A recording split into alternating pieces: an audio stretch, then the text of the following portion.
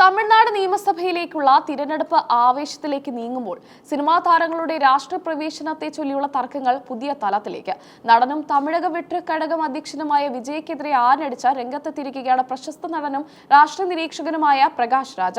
പളനിയിൽ CPI സ്ഥാനാർത്ഥി N പാർട്ടിക്ക് വേണ്ടി പ്രചാരണം നടത്തവെയാണ് വിജയുടെ രാഷ്ട്രീയ മോഹങ്ങളെ പ്രകാശ് രാജ കടുത്ത ഭാഷയിൽ ചോദ്യം ചെയ്തത്.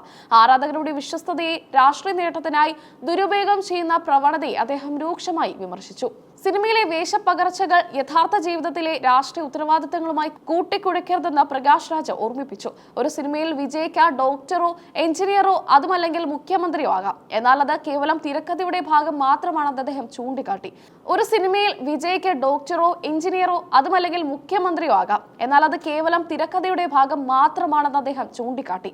സിനിമയിൽ മുഖ്യമന്ത്രിയായി അഭിനയിച്ചു എന്നതുകൊണ്ട് രാഷ്ട്രീയത്തിലെത്തിയാൽ ഉടൻ മുഖ്യമന്ത്രിയാകാമെന്ന് സ്വയം കരുതുന്നത് അബദ്ധമാണെന്ന് അദ്ദേഹം പരിഹസിച്ചു.